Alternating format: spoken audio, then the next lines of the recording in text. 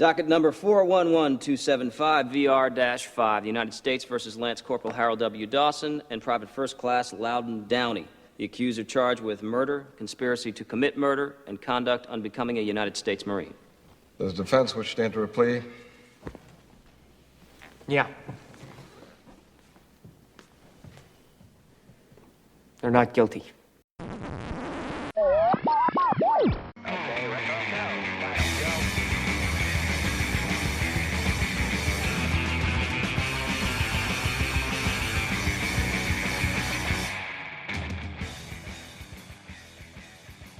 Hello and welcome.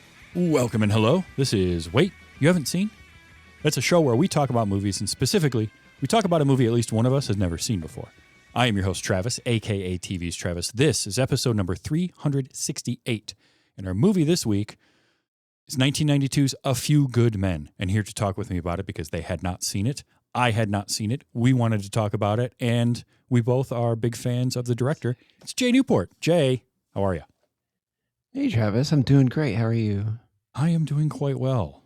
All right, we were chatting, and the subject of Rob Reiner had come up because of obvious current events, and so we were like, we should do something surrounding Rob Reiner, and we're a little bit behind. It's been a little bit since all of that went down, but we got talking again, and we were like, let's talk about A Few Good Men. So, what history do you have with this movie, if at all? I have the history that I think a lot of kids that grew up around then have, and that's the commercial. You can't handle the truth, and that's pretty much it. I also remember the story it was based on, loosely, being the subject of lots of Dateline or Primetime Live stories, and that's it. It's it. I have no connection to it. And when we were talking about doing this like a Reiner movie and talking about everything that happened, or like his legacy, basically, I gravitated toward that because, I mean, I had never seen Stand By Me either, but I've never felt compelled to like I like anything I see about it. I personally don't relate to it, and I always wanted to see Jack Nicholson and Tom Cruise square off in the boss battle. And Sure. So I said, let's go with that one. And I had just seen a couple of months prior in our annual Halloween thing we call Cuddleween, a movie or a list of 13 movies that we watched over the Halloween season. We had Misery on there, and I had seen it. She hadn't, and Okay. it's like, oh my God, this is crazy that this is Rob Reiner, Right. and so fast forward, we get to December, and then that happened, and I was like, let's just stay with the dramatic, the more like the really intense side of Rob as well. Because I've seen The Princess Bride. I was in band, so that was right. part of the travel slate of films. So I've seen that so many times, and so I saw that in Misery, and up to that point, those were the only two movies. But I loved. Okay. I always loved him. Always loved hearing him talk. Always loved his vibe, and I really enjoying getting to spend time with him and getting to know him through his movies. And that's probably one of the first directors that I could really say that about, just because I feel so drawn to him as a person. Sure. And yeah, so that's my tie into all that. Okay. So for me, this was a movie I had not seen, but like you, I mean, and like basically anybody, you can't handle the truth. That is so permeated into the cultural zeitgeist. Like, if you don't know this movie, if you don't know Jack Nicholson, you've heard that line. You've heard it parodied. You've heard it repeated, and the homage is done to it. All of that. But aside from that, I knew Jack was in it. I knew that Tom Cruise was in it. And I knew that Rob Reiner directed it. And I remember reading that it was a Sorkin script, but I had forgotten at some point that it was. Like, it'll come up every so often that, oh, yes, Aaron Sorkin wrote A Few Good Men. I want to get to that part of it. But the only other thing I knew was Kevin Pollak is in it. And I knew that because I had listened to him on a podcast not that long ago being interviewed, and he talked about some of the he had stories about filming this that were a lot of fun. I heard and some I of those. love Those are great. Yeah, love Kevin Pollak. Like, Kevin Pollak to me is just so fantastic. He's fascinating because he is incredibly funny, but he also has dramatic chops because he started off trying to be just a actor, and didn't lean into the comedy as much, but he also knew how funny he was, and he kind of went that direction. So it's like there was that, and then I also knew that Kevin Bacon had a part in this, but I didn't know anything about who he was. I just knew he was in the movie. So that was like all I knew going into watching this. And I have to say right off the bat, this movie lived up to the hype, if not surpassed it. Was it like that for you? We were 5 minutes in, and I was like, okay, I get it. Like, this is amazing. Well, and I love, like, it starts off with this real dark opening. That intro is crazy. In this cold open, both in lighting because it's at night, but also like just two dudes kicking in a door, basically, going into this barracks, tying somebody up, shoving a rag in the guy's mouth. And I'm like, ooh, okay. And I had vague ideas that it had something to do with, military. Like, I knew it was military based, and I had heard something about Code Red, but I didn't know exactly what it was. So you have all that, but then that immediate smash cut to Washington, D.C., and the marching band was so discordant, but such a brilliant opening. And then you get your opening credits. It was a great way to start this off. And I was familiar with Rob Reiner. This is Spinal Tap is wonderful, hilarious mockumentary. I'll see it someday. Everybody that I know, except for Diddy, when I had him on the show, had seen The Princess Bride. I grew up with that movie. But I had seen Stand By Me, The Sure Thing, which I forget is one of his. I remember seeing When Harry Met Sally. You had Misery, you have this. The guy, and he started off as an actor, and he's the son of Carl Reiner. And I love Carl Reiner. And he was Meathead on All in the Family. Like, Rob Reiner is just this institution, and he's been around for so long and done some amazing, amazing movies. But man, this one might be the best of his movies that I've seen so far. I can definitely agree to that. Yeah. And a lot of that too has to be credit given to Aaron Sorkin for this script. Now, what I didn't know until watching this was Aaron Sorkin's first screenplay. Yeah. You want to talk about cut his teeth on this swinging. Now, he had written so hard. It was based on a play he wrote, and he had written a couple of plays. Like, I think A Few Good Men was his third play that he had written. So it wasn't like he had never written anything before. But there's a difference between a play and a screenplay. And for this to be the first screenplay that he gets produced, and I did read that the film rights for this were bought before the play debuted. So somebody read about the play and had seen something else he had done, and the producer bought the rights to make it into a movie. And then a couple of years later, it got made with Reiner, and they brought in another writer to help with it, but it was mostly. And that's not uncommon for William Goldman, I believe. Yes. Yeah. Not uncommon. Who also at all. did the screenplay for Misery, which effed me up hard when I noticed it this last time. It's just so wild.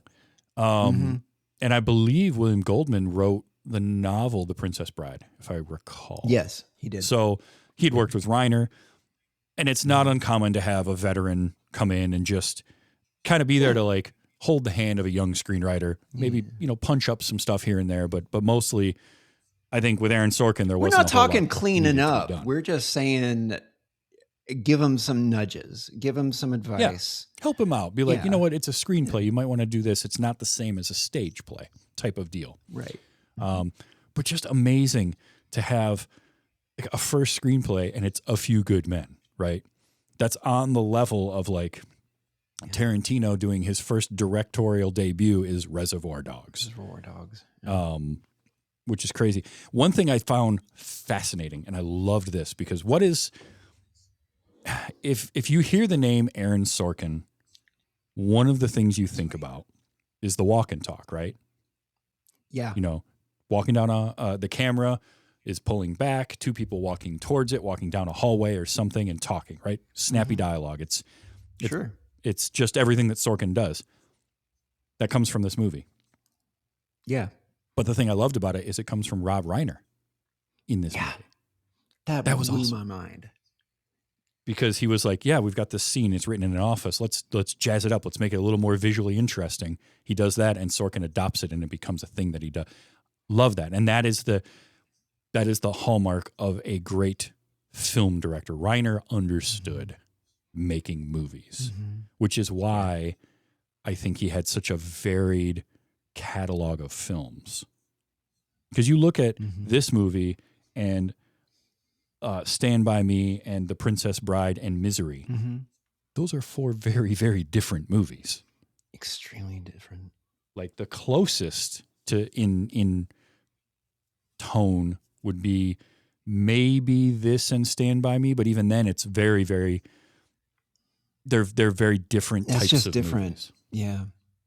So to be able to have that breadth of storytelling in you, I think is amazing. And that's, I also think getting to grow up with a father like Carl Reiner probably helps that, right? Yeah. Yeah, I grew up watching Carl on Dick Van Dyke on Nick at Night. And I never really got into All in the Family. I've watched In the Heat of the Night more than All in the Family. That's fair. Yeah, but yeah, it's just the time. But growing up with him, I back in December when I initially was researching this, I got a few videos where he talked about that, and honestly, I forget what he said, but as far as what held him together, I think when I'm getting from that, like after seeing A Few Good Men, what rings out to me about everything, and even though I haven't seen Stand By Me, this is a version of what nearly everyone says about Stand By Me in the undercurrent of whatever they speak about it, is that he was so invested, driven, whatever you want to say, felt like it seems that it was purposeful, that whatever the story is, that he emphasize and shine a light on the humanity in it.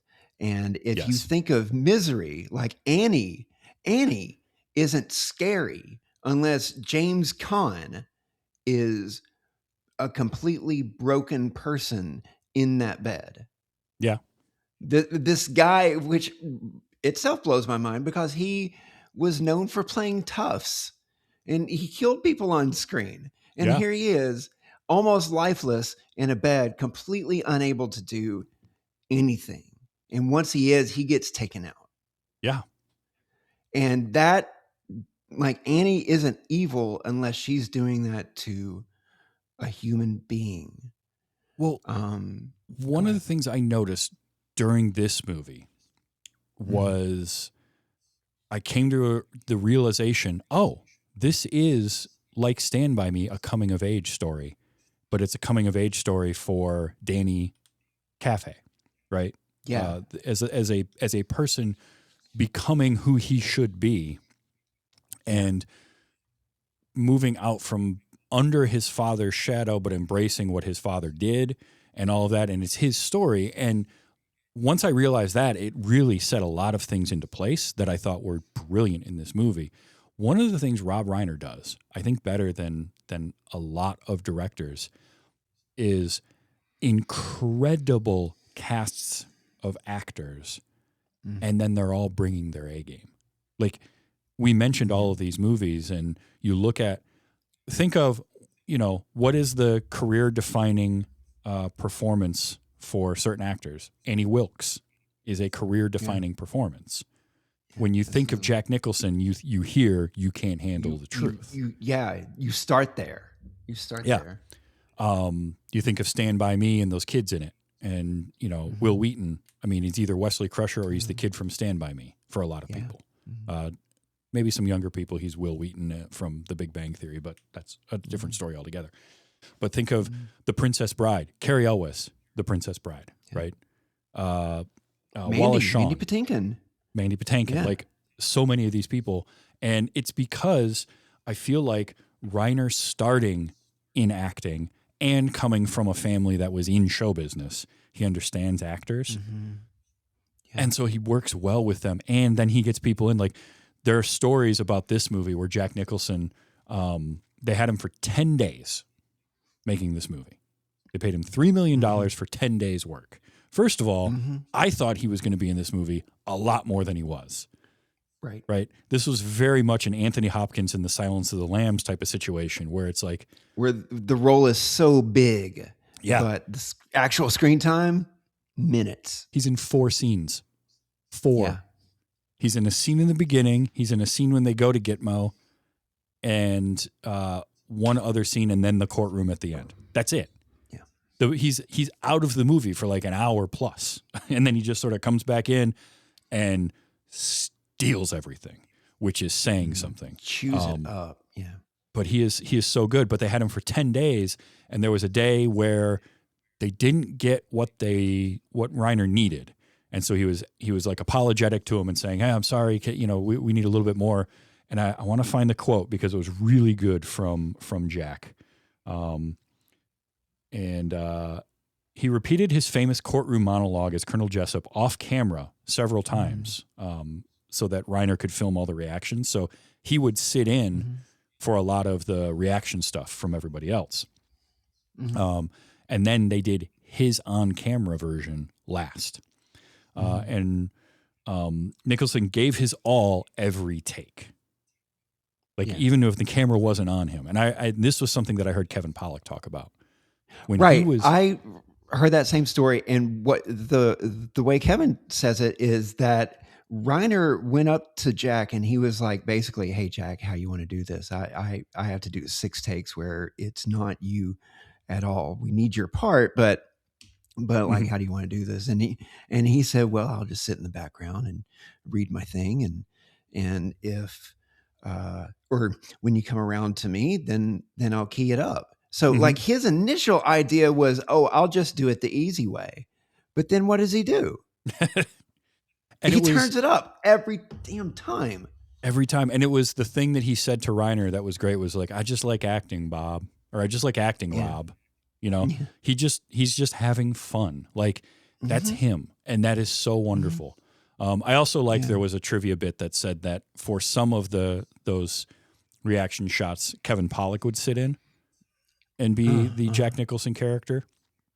And I don't know how true this is, but I think I remember him saying that he did a couple of them and he was doing his Jack Nicholson impersonation so good that people didn't realize it wasn't Jack sitting in if they weren't looking at things, which I buy Kevin because Pollak is one of those amazing impressionists that just embodies the person that he's impersonating. But yeah, Jack is so good in every scene he is in. And I definitely have clips of him that I'm going to play later because he is so good, and he is the perfect type of villain because he believes what he is doing is the right thing. He doesn't. We watched this, and it was like, the person, Jack Nicholson, has to have some darkness in him somewhere because he just lays the pedal down so hard. Oh, I know. And he sells it every time.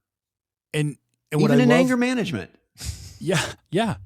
But what I love is Colonel Jessup believes that what he is doing is necessary and right. Not good, but right. Which I think is a very important distinction for his character. You know, he understands that some of the things he does aren't good things to do, but they are important and needed things to do in his mind, and therefore he is going to do them unapologetically. And a story Jack, ripped from today's headlines in lots of ways. very much so. And also based on a real case. Actually, in 1986, I think. Yep. Aaron Sorkin's sister, who was a JAG Was a lawyer. JAG, yeah. Wow. What a cool tie-in. By the way, speaking of Sorkin, I heard him say that Jack, after the contract part and he was done filming his scenes, he stayed on set for a few days in case they needed to do pickups. Which, I mean, he doesn't need to do. And Rob went up to him and said, "You can go home," you know. And Jack was like, "I'm just having so much fun." So that right there, that tells you who Rob Reiner is as a director. When you have actors who, Jack Nicholson does not need to be on that set a minute longer than he is contracted for, right? He doesn't. He is Jack Nicholson. This is 1992. He's been the Joker already. He's won, I think, 1 or 2 Academy Awards by this point. He is Jack. And for him to be like, I'm just having fun. I enjoy doing this. I want to be here. That tells you what kind of a set Rob Reiner has. That tells you what kind of a person Jack is. And just everything about that. I absolutely adore that kind of a story. That was wonderful. yeah, it's the best type. And here's the thing, right? Jack is outstanding in this movie.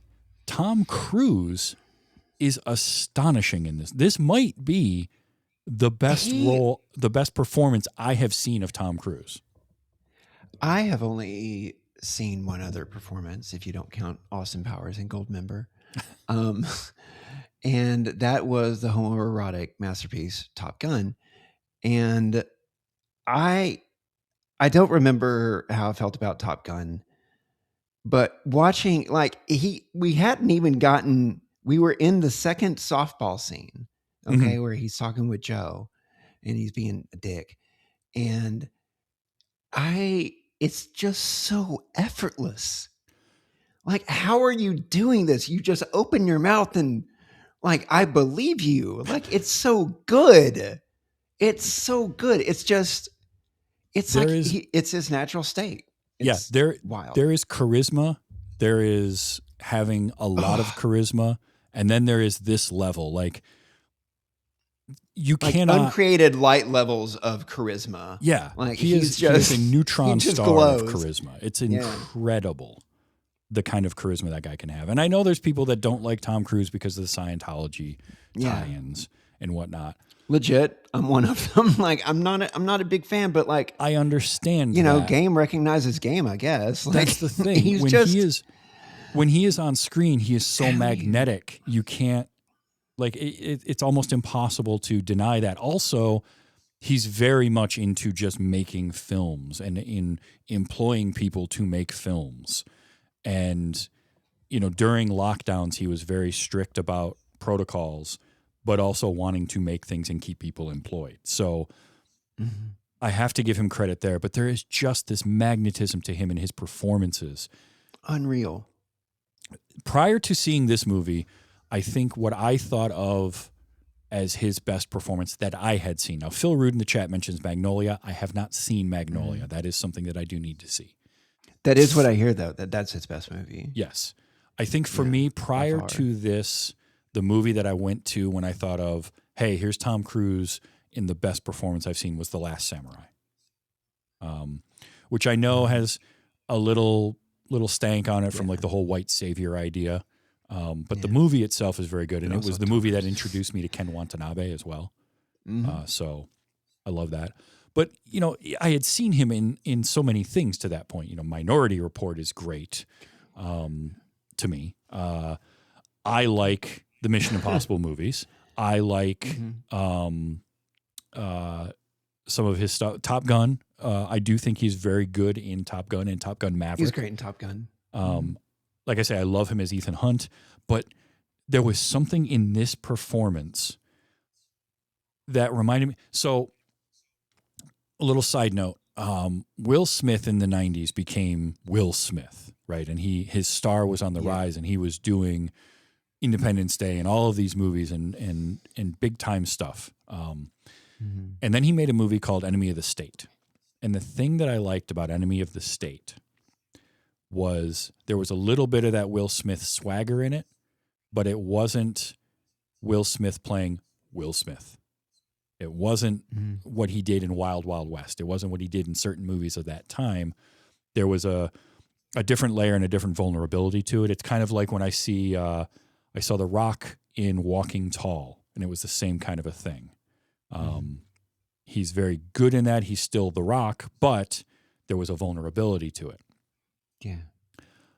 That's what I get here with Tom Cruise. There's something to his character. There's a humanity to his character of Danny that I really liked, because there's these moments.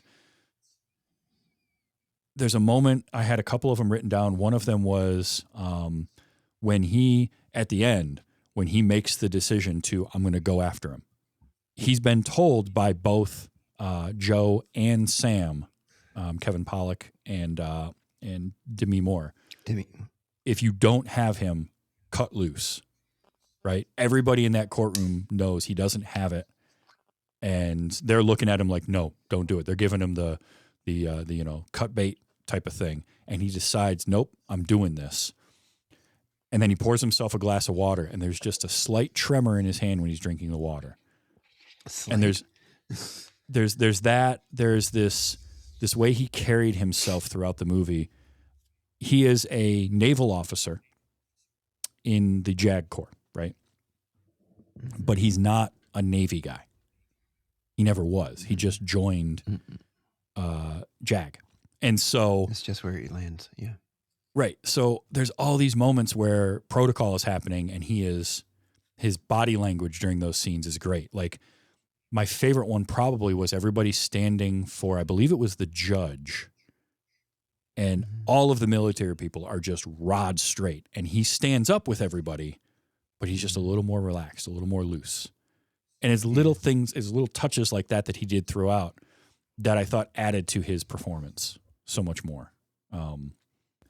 And then to bring in this vulnerability and this whole idea that he was trying to live up to what his father was and who his father was. And I loved that we never, like, it was always these allusions to who that man was. Right. And we never got to meet him because he was dead already as a character and all this kind of stuff. But it was the having to live in that shadow and both wanting to be, which for most of the not movie, wanting to he be. just kind of rolls with it. Yeah. He's like, yeah, that's my dad. But when in that scene with Kevin and Demi, like he breaks through that and he decides, this is something this is a legacy I have to respond to. I have to be my own person.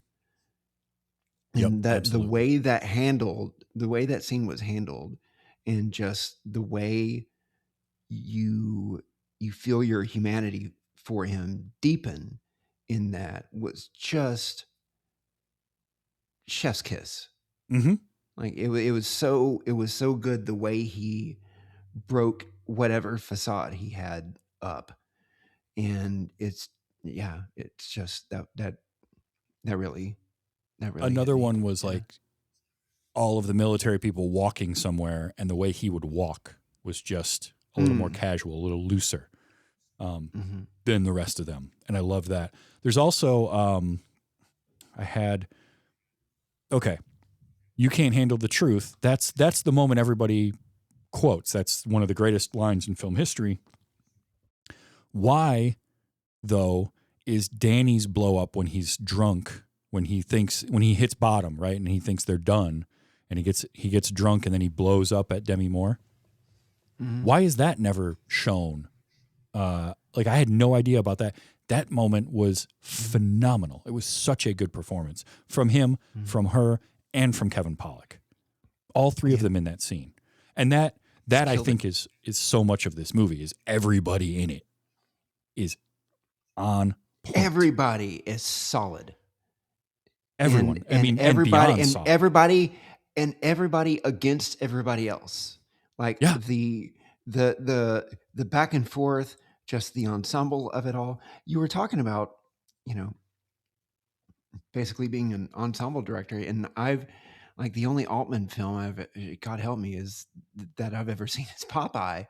But do you he he strikes me as different than Altman at the same time. Although, I mean, that's what Altman is said to do. He gets of a lot of A players and they play their A game together, but it has a different I think feel to it for me. there is a different feel to it. I think there is something Yeah. to getting a lot of really great people that are good at their craft together in a way that isn't competitive. Like they're not trying to outdo each other, but they're all making each other better, right? It's the rising tide floats all boats. If Jack isn't bringing his A game and he's phoning it in, then what's Tom Cruise going to do, right? But Jack brings it, Tom brings it. Then you got Demi Moore, who is phenomenal in this. Like she's really, So good. really good in this. And, is somebody that it's a bummer though, like that her, like most women actors, she went through kind of an arc and then was sort of forgotten for a little while. But it's nice to see her getting flowers again because she deserves it. She is a great screen presence and has been for so long. But there's the ebbs and flows of it. And it happens with a lot of actors. But she is great. That's the game. Yeah. Kevin Pollak is phenomenal throughout this. Like there's a moment, the Kevin Pollak Tom Cruise scene where he tells him that he is the better person than his dad or whatever. Gives him that last little oomph to go along. Yeah. What it reminded me of is Robin Williams. Kevin Pollak reminded me of Robin Williams in that moment. Incredibly funny, but could see also that. great actor and can bring the drama. Yeah. Can I share a word about Kevin Pollak right now? Yes, please. My introduction to Kevin Pollak was in 1995. Comedy Central had a special called "The Real Deal." I don't know if anybody I anywhere remember that. remembers this. Okay, you do. I've also mentioned it on my show. So, but what it was 5 comics for like 4 or 5 episodes in a huge ass empty back room at Caesars, sitting around a card table, playing cards. Each has $10,000. They're gambling. Money goes to charity, and they spend 5 hours just trading stories, talking shop, paying tribute to dead comics, talking about this, talking about that, joking with each other, calling each other out for Badlands and all kinds of stuff. And I watched the crap out of it, like over and over and over and over and over. The comics were John Campanera, who did the Sunday sports show on Comedy Central around the same time. John Mendoza, I don't know much about him except he was a stand-up. Then Alan Havey, who's an actor. You might know him in some of your stuff, Travis. And then Bob Wall from Arliss. And and tying it back to the original Batman movie, 89. And then Kevin Pollak. And it's so at one point, like he was going from Columbo to Shatner to like telling dirty jokes in the voice of William Shatner. Hearing Shatner talk about genitalia. That was, when you're 13, that's just crazy. Kevin Pollak, like the first thing I think of. He's just great. He is. Now, the first thing I think of with Kevin Pollak is The Usual Suspects. He is so good at Same, even though also still never seen it. That's my thing. Well, you should, because that's a phenomenal movie. It's been on the docket for like 20 years. It's always the one that got away. I'm always not thinking about it until I'm thinking about it, and then I'm in the middle of Kroger or something. Like I can't sit down and watch it. Right. That's how it goes sometimes. But he is great in that. but even before that, I had seen him in Wayne's World 2. He has a cameo, a very small part in that is hilarious. Oh yeah, he is. Where he's got the glass eye. Yeah, the and they make glass the eye. joke. Yeah, that is him. Wow. Even going all the way back to like Willow and him as one of the brownies in Willow. Like he's Oh, yeah. always been so much fun. But at the same time, he has that actor in him, right? That dramatic actor in him. We mentioned some of this. I mean, this cast up and down. Kevin Bacon, love Kevin Bacon. My co-host on Gore, Monica, would say delicious Kevin Bacon. This is like my 7th movie with Kevin Bacon in the since October. It just happens to be that everywhere. we keep watching movies with him.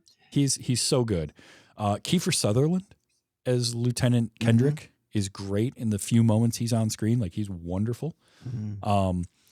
One of my favorite character actors and a wholly underappreciated actor that we lost way too soon, J.T. Walsh. Yeah. I love to hate J.T. Walsh. J.T. Walsh is so good. He's such a dick in his roles. Oh, he's pitch perfect at it. He's great. Like, there are just actors that can be an asshole, and J.T. Walsh has that. The scene in the beginning with him and Jack and Kiefer, my note actually was, I got to find this because it was perfect, is because we've got this scene and they're talking, and Kiefer says something, and Walsh just slaps him down, right? He does the J.T. Walsh thing. He gets loud. He gets angry. The only person that can out J.T. Walsh him is Jack Nicholson. And so to have him then snap at him later was perfect. I just love J.T. Walsh. Every time he was on screen, it makes me happy. And he's usually playing a guy that I hate, which is wonderful. Like, he was great in Pleasantville, if you remember that, and Breakdown with Kurt Russell. He was great in. Probably the thing actually just saw him. Go ahead. No, go ahead. Sorry. Oh, I was just going to say, the thing I think of most with him is probably Good Morning Vietnam. Yeah. Just because, like, he's the foil to Robin Williams in that movie, and it's wonderful. Station manager. Yep. He's just so good. Love J.T. Walsh. I saw him recently I introduced my wife to National Lampoon's Loaded Weapon 1, which is way, way, way better than it deserves to be. Absolutely. Still, it's just I don't know how that movie stands up. It's great. And he didn't play like exactly like a jerk, but he was kind of this, I think he was like a desk clerk somewhere, and he was just so disengaged and I can see just kind of not being an obstacle, but just being like yeah, sure, do whatever, just unhelpful little tool.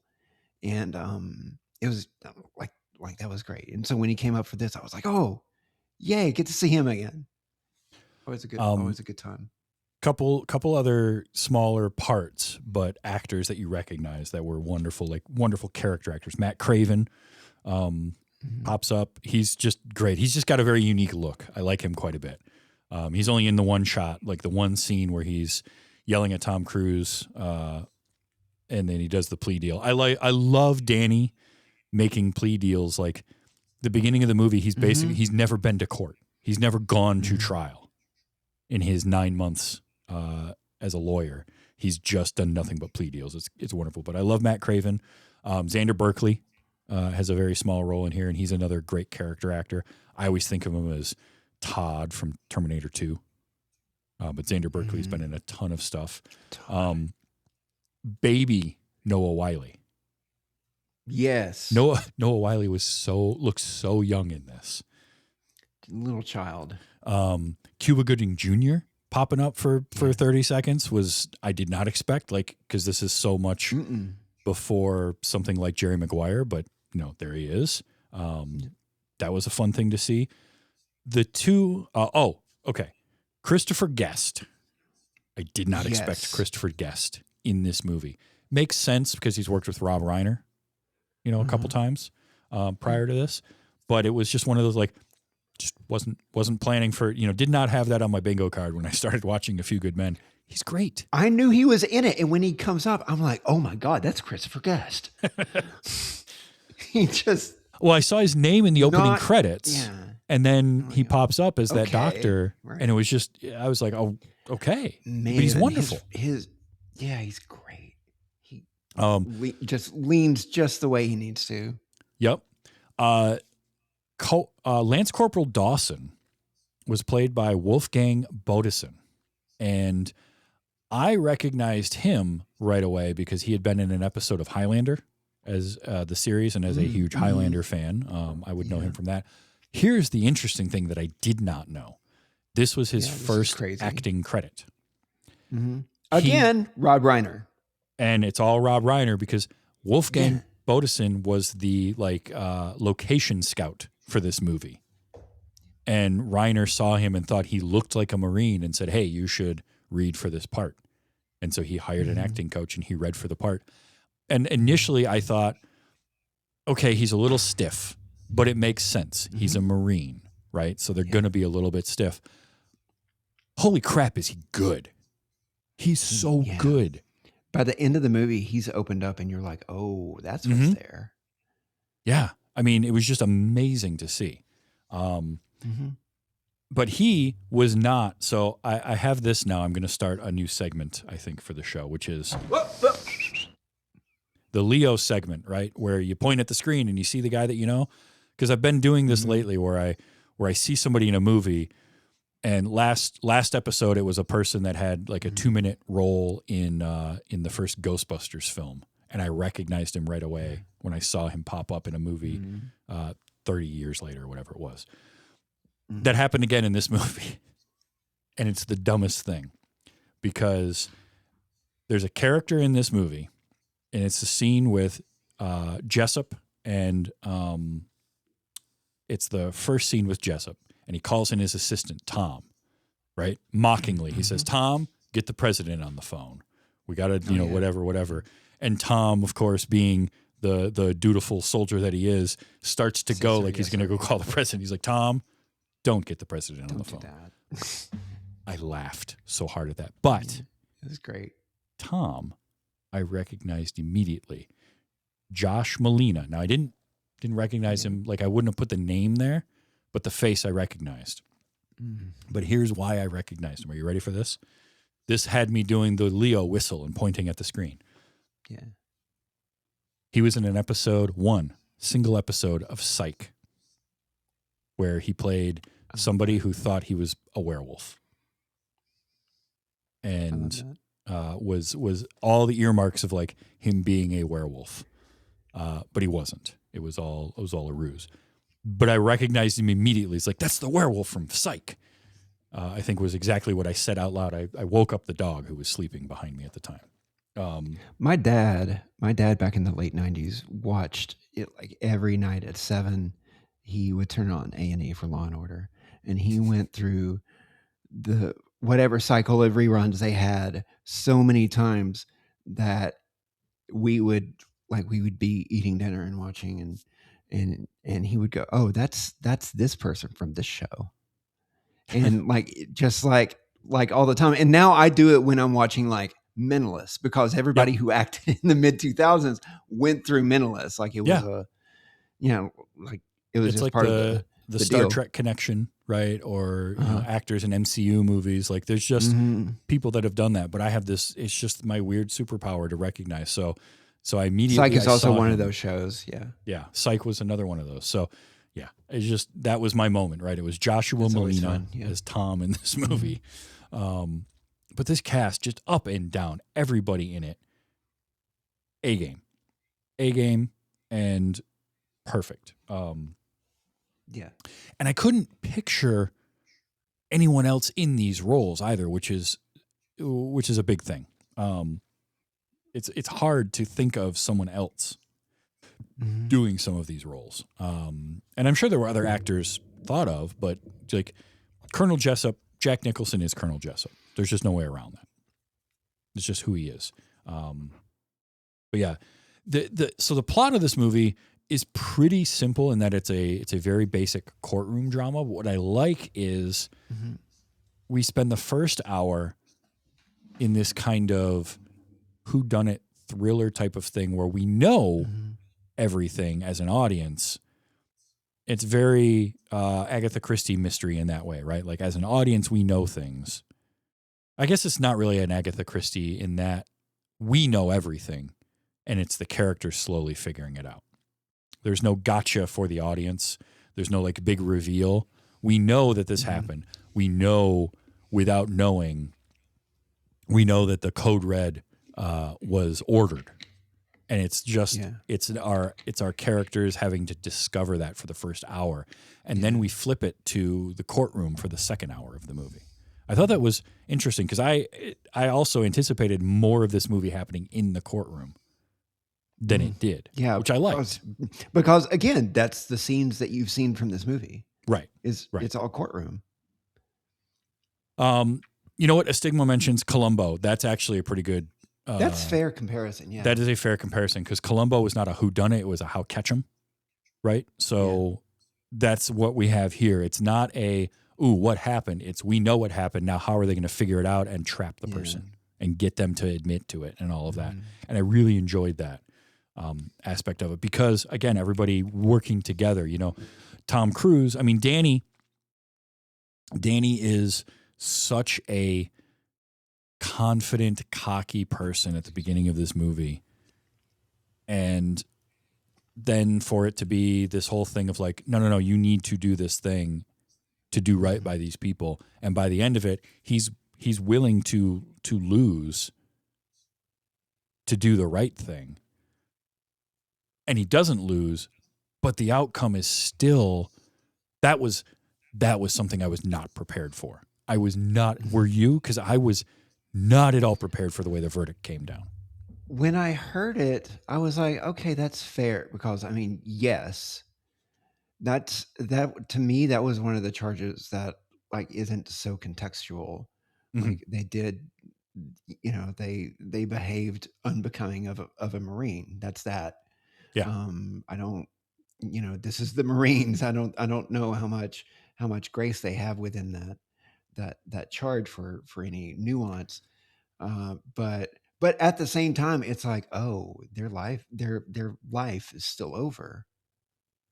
And even and that's even like drawn attention to because you have the Iowa farm boy, as they called him, freaking out, not understanding what it means. Right. And Dawson just can't look at him and say, we're still done. He can't even get the words out. It's an interesting juxtaposition because early in the film, Dawson wants to go to trial. He refuses to take a plea bargain because he's not going to dishonor the Corps and be dishonorably discharged and admit to guilt to something when he just followed his orders and did what he thought was the right thing to do or was told to do. So he's like, no, I want to fight this. You know, I'm not going to say I'm guilty. And then for him to fight it all and win and not be found guilty, yet still be dishonorably discharged. Yeah. The only thing about it was the salute at the very end could come off as overly cheesy. Yeah. It works. Yeah. You know. Yeah. But it toes. It's it corny. gets right up to that Yeah. line. It's right there. Yeah.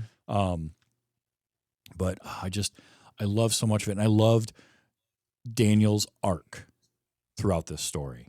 Yeah. Because Sam, for the most part, is Sam throughout it. Kevin Pollak is sardonic, but he's also like he's going to help. Kind of reminded me of Toby in certain ways from The West Wing. Just a little bit.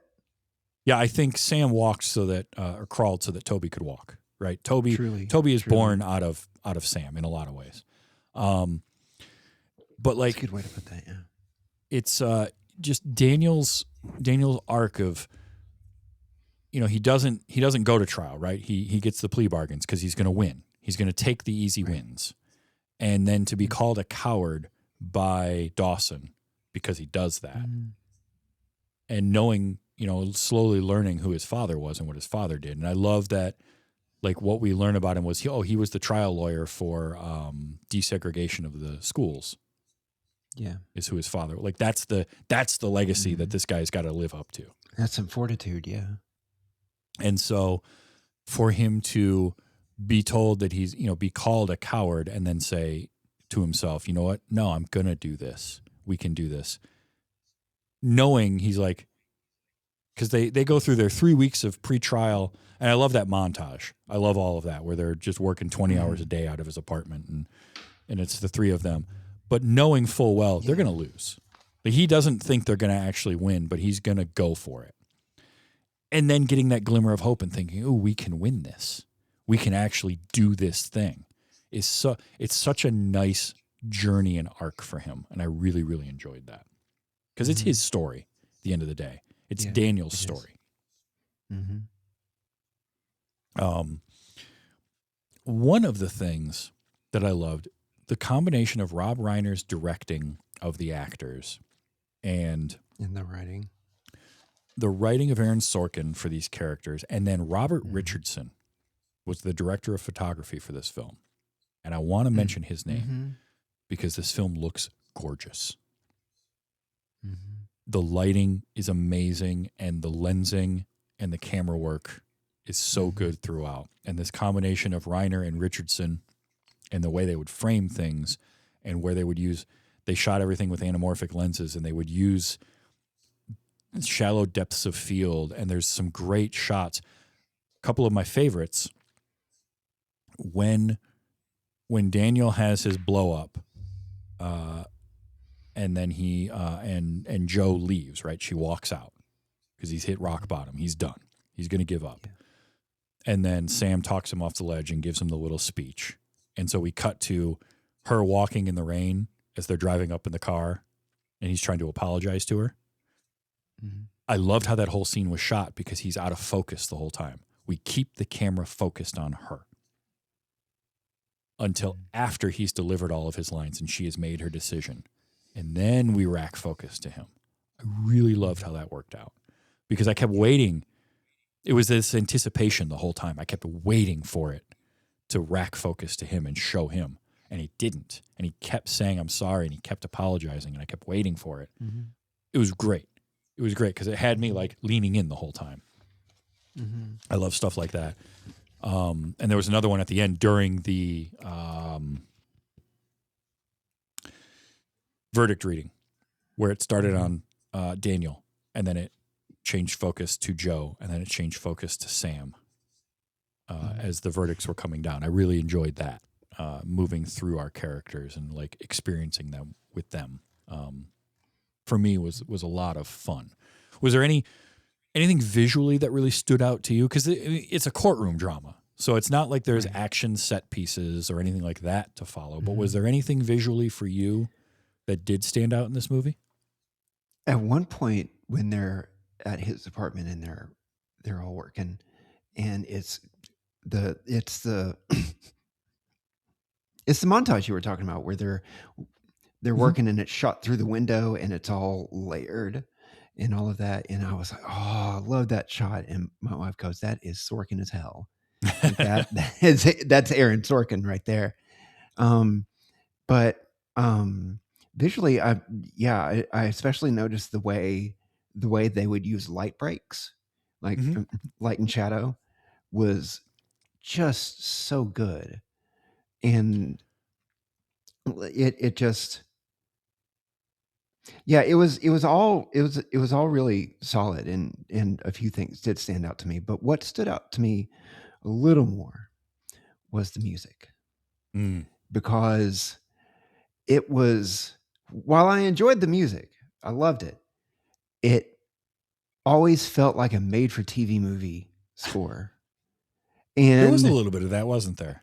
It had, like the opening sequence that was so hard and violent and everything. That was straight out of Unsolved Mysteries. That music, or Mannix, or something like that. Just fill it in with any late '80s, early '90s piece, maybe even Walker Texas Ranger. But like, like sometimes it would like it didn't exactly take me out, except there was one scene at the end where like the music got super hard and heavy. I think it's when he ran out to, after his blow up. Mhm. And that I was just like, no, this music is not it for me, because it just sounded so big and brash. It almost sounded like boss music. A And little it bit. just didn't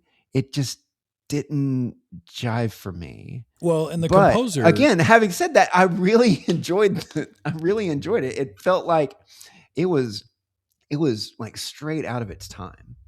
well, it's Like very straight much out of of its its time because the time. composer Mark Yeah. Shaman, Yeah. some of the other things that he did. So prior to this, I movie, like his work too. I'm like I'm not meaning to dump on this, but it just No.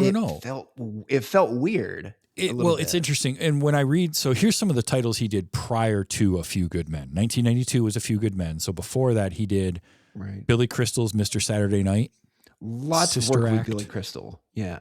The Yeah. Addams Family, City Great Slickers. score. He did the Mhm. music for Misery. He did When Harry Met Sally. Great.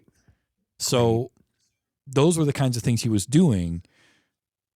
They're very different movies from what this is. Mhm. He went on to do like Sleepless in Seattle, Heart and Souls, Addams Family Values. But he worked again with Reiner on The American President. So like he did a lot. But yeah, I can see what you're saying because it does give that. Stigma points feel. out he worked on the South Park movie, which made me laugh when I read it. Yep. So he's got a varied catalog of movies as well, which is great. Yeah. But yeah, there were moments where I was like, this music almost feels out of place, but then somehow it fit. It just I don't know. That was kind of its own magic in a way. While we're on the subject of like the timeliness of everything, that sequence where he like the whole sequence where he does the closet and he's looking at the jackets and he has the idea and all Mhm. that, the whole like the next like 5 minutes, how that all unravels is like keyed up to the time it's in, like so Oh, yeah. perfectly. It's like early 90s, again, kind of made for TV movie. That's how, and again, not meaning to dump on Rob at all. I loved it. It worked so well. It's what was needed, but it still played out a certain way and brought to mind certain things. And it's just like, oh, this is definitely from 1992. It's a product of 100%. its time, but in a good way. Like In a good way. Because Right it's in the pocket. it's both timeless and time stamped. It's Mhm. very much Yeah. early 90s. Which again is kind of its own magic. Mm-hmm. No, absolutely. Because it's a movie that was made in its time, and it certainly feels of that. But at the same time, some of those themes are kind of universal, and we're still dealing with them today. And then the performances, of course, just out of this world. I have some clips. I got to play some of these because this movie. Play the clips. First of all, it's an Aaron Sorkin movie, so you know there's going to be quotes. Like we're just going to have good quotes all the way through. But I got a few of these that were great. We mentioned Demi Moore. She's phenomenal. If anything, I wanted more of her in this movie. It's not her story, but it starts with her story. Like I love our introduction to her where she's walking along, muttering to herself, trying to like Just talking, yeah. psych herself up to talk to this this guy. And first of all, that whole first scene, which also had another actor that I love, he was Bob in UHF, is one of the two officers in the room when she comes in. But she walks in, and I love the commanding officer when he says this to her. Commander Galloway, why don't you get yourself a cup of coffee? Thank you, sir. I'm fine. Commander, I'd like you to leave the room so we can talk about you behind your back. Certainly, sir.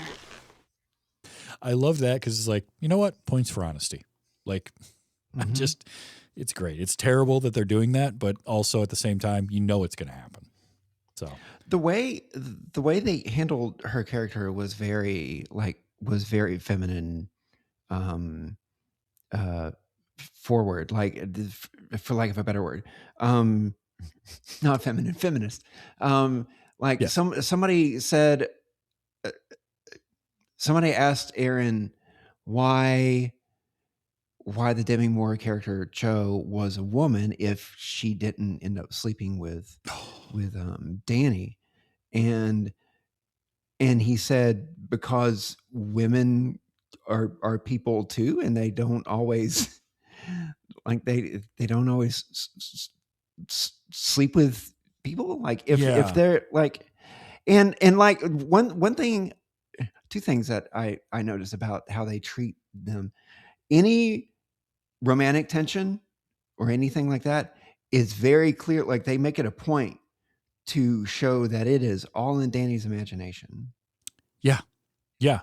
Which And is perfect for his character, right? Because he is going to be, he's so confident in himself that he's also, like, yeah, I got charisma. yeah, he's got the charisma, and any woman around him is just going to fall at his feet. No, there was, so TriStar Pictures produced the film, and they wanted Sorkin to put in a sex scene between Danny and Joanne. And him being a young writer, he originally put that in. And then when Reiner came along and said, all right, Like, get rid of we're that. not We don't doing need that. Yeah. And he's credit right. to Rob Reiner for that, because the movie doesn't need that. And I hate to say this, but I kept waiting for that. I kept waiting for that Yeah. gratuitous scene to happen. And then we get the scene where they go on a date, right? There's the whole banter of like, are you asking me on a date? Because I've been asked on dates before. This sounds like you're asking me on a date. But then we just cut to them having a good time eating crab. And I liked that. And then it never went anywhere else. Perfect. That's great. I appreciate that. Because what it does is it establishes a good rapport between these two characters and a closeness that they're going to need, but we never had to go too far with it. But you're right. There was an unnamed executive that told Aaron Sorkin, gave him a note that said, if Tom Cruise and Demi Moore aren't going to sleep together, why is she a woman? And I love Sorkin's response. Said the obvious answer. Yeah. Women have purposes other than to sleep with Tom Cruise. Yeah, that's what it was. Also, at the end of the movie, when and I'll admit we were waiting for it too. Like with the first like longing shot between them, my wife was like, "Oh God, don't end up kissing, please. Can we just not?" And in the closing scene in the courtroom when they're talking with each other, you're like, okay, if it's gonna happen, it's gonna happen here.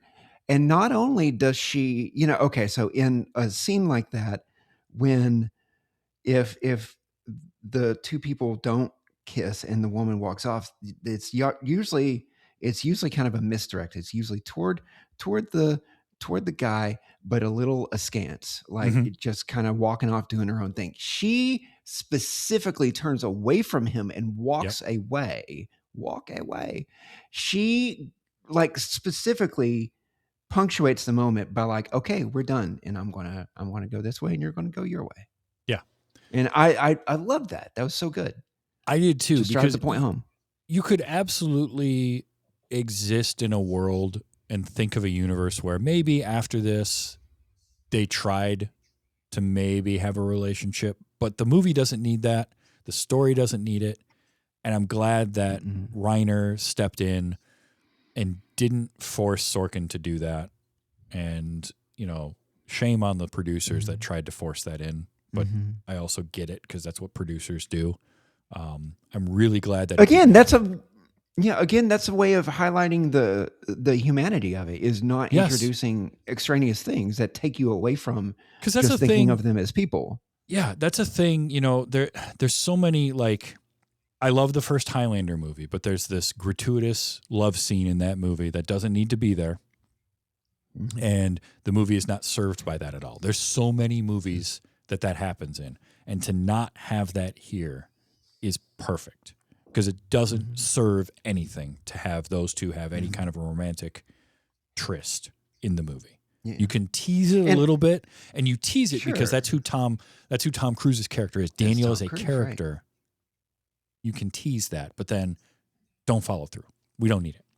So, and kind of a small b brave thing to do at the time too, because I mean that was like, my God, that was the time of Sliver and Basic Instinct and More than just Sharon Stone, but like you get my point. Like it was all over the place. Well, and That even was- even to that was point, like kinda Demi de Moore rigueur. was, she had done Ghost, right? That was a romantic movie. Like Oh, she yes, was known for doing Ghost. these romantic movies, so it was kind of Mhm. nice to see that not happen that way. I Mm-hmm. did love she is confident in herself until she hits Mm-hmm. that point of having to talk to somebody, and it's indicative of like women in the workplace in general, which is unfortunate because they are the honesty clip that I played, right, where the guy says, "Hey, I want you to leave so we can talk about you behind your back." Yeah. In theory, that could be about anybody, but it definitely happened to women at a much higher rate than it does to men, even still. Yeah. But what I liked is the way her character dealt with it, where She was just like, okay. she's like, fine, you know what? This is going to happen and I can't do anything about it. Yeah. But I also like the flip side of that, which is to write her character so that when she does try to advocate for herself and say something, it ends up coming out like this. In short, Captain, I'd like to suggest that I be the one that it be me who is assigned to represent them myself. Almost. You almost nailed it there, Joanne. Like you were so close. But I love that because she is confident in herself right up until the words are starting to come out of her mouth and then it all falls apart. And you get that line from him of like all passion but no street smarts, where she's got the drive to do it, but she's missing. She is the other side of the coin to what Daniel is. Daniel has the charisma and the ability to talk to people, but he needs Joanne as the balance for him. And I think throughout the movie, we get that, right? Where she brings something Such to the good table balance. that helps him. So I really enjoyed that. She also says this to the commanding officer, and I liked both the way she said it and his reaction. I was thinking it sounded an awful lot like a code red. Christ. Because he immediately knows what she's talking about. And by the way, I did a count in this movie, and the words code red, I counted 45 times in this movie that was said.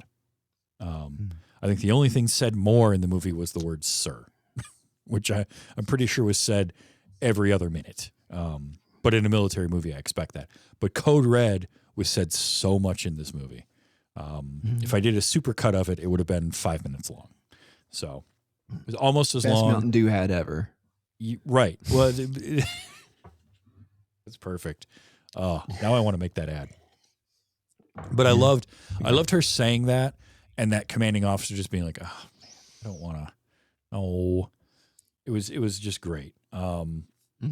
She's wonderful throughout the movie, though. She really was. I didn't get enough clips of her because there's so many other characters in this movie that are just bringing it. I only got a couple of Yeah, it's an hour and a half show, Travis. We can't play everything. Like, right.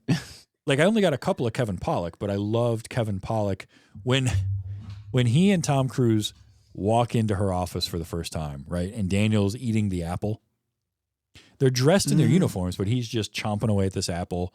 And the look on her face when she looks up and sees them is great because she's like, "Oh God, what are we dealing with here?" But then I This is what love, I have to work with. Great. yeah, and I love Kevin Pollak because he says, where is it? Well, because Kevin Pollak responds with, I have no responsibilities here whatsoever. he's just like, I'm just here so I don't get fined, right? It's The way I'm- he just drops little just bits and Yep. runs away and just leaves you with it is so great. it's so Kevin Pollak. But then he turns is. around later in the movie and can say something like this. And if I were Dawson and Downey and I had a choice between you or your father to represent me in this case, I'd choose you any day of the week and twice on Sunday. And the thing about that is, from that character in that moment, that is 100% sincerity. Yeah. And it's the exact thing that Danny needs to hear in that moment Yeah. to get him to go for it. So it was quite wonderful. Like, hey, son, you might be a little crazy and you might be a little out of your element, but I would still choose you because you're good. Mm-hmm. Yeah. He's like, look, your dad was wonderful, one of the greatest trial lawyers ever. I even And wrote a love- paper on him. That's in the best part. college. Yes. Thank you Yeah. for mentioning that, because I loved that moment where he's like, I wrote a paper about your father. I still would choose, if I was that kid, I would choose you. What a seal of approval. Oh, it's so good. God. I only got one Kiefer Sutherland line, but I like this where he's got him on the witness stand. I have 2 books at my bedside, Lieutenant. The Marine Corps Code of Conduct and the King James Bible.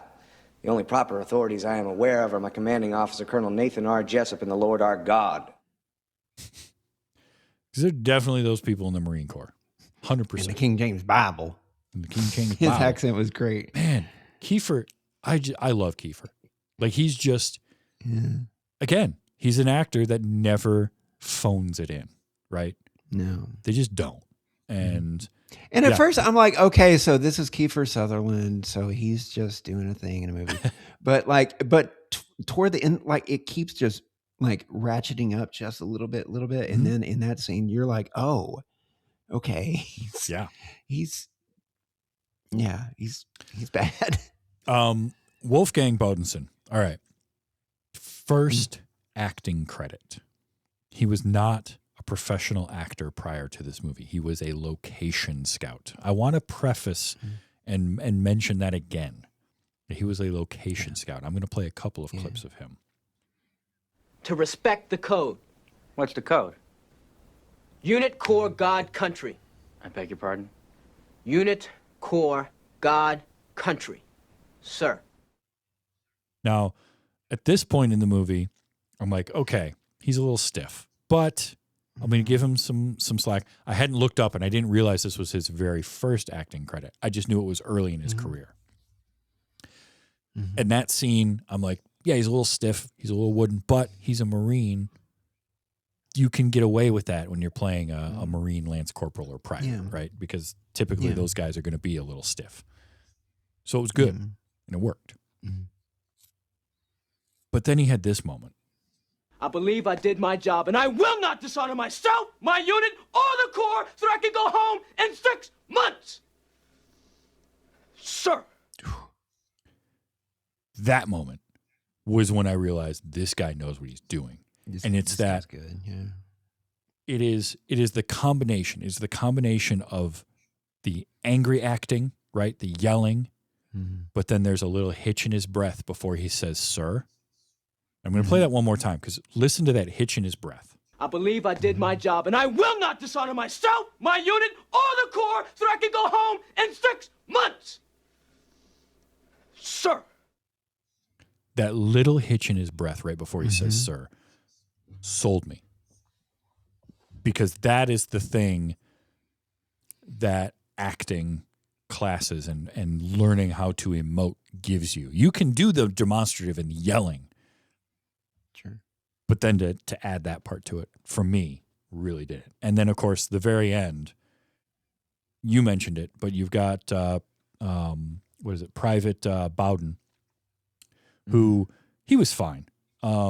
James Marshall as Loudon Downey was fine, but he wasn't given a lot to do. And that's not his fault. That's just the way the character was written. It was more of Dawson than Downey. But Downey being like, what's happening? We did everything right. We did what we were supposed to do. Why are we still getting dishonorably discharged? And I love Dawson responding. We were supposed to fight for people who couldn't fight for themselves. We were supposed to fight for Willie. Because he realized it in that moment. He understood why. And that was such Dawson's arc in this movie is probably second only to Danny's in my mind. Because it's so good.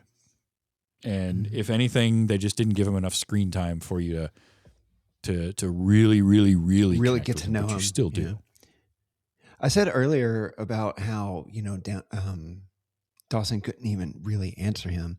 But I think what I was thinking was just how, like, the whole like the stiffness, not like the stiffness you're talking about, like, but like the stonewalling, the position he was holding just all broke away in a single moment, and you just see it wash over Yep. his face, and he's just devastated. Mm-hmm. And it's like he can't even. It's like he can. I was surprised that he answered with that, Right. because he just looks so gone. He was like his life was crumbling. Yeah. Love And that. it's just so deep and so good. For a first acting job, man, he just Incredible. really impressed me. I'd retire. I mean, couple of JT Walsh. He could have retired at that point. He could have stopped acting and just been like, you know what, I'm good, and he'd have been fine. But no, he kept going, which is good. A couple of JT Walsh lines, just because it's JT Walsh. Yes, JT. He was never going to be transferred off that base. That was great because we knew that, but it was Daniel needing to learn that. By the way, that scene was wonderful because he gets out of the car, and I love a good callback scene. And so early in the movie, we had Daniel go up to the newsstand and have his little banter with the newsstand guy where they're just trading back and forth idioms, right? They're just using those. That's their whole conversation. And then he walks away.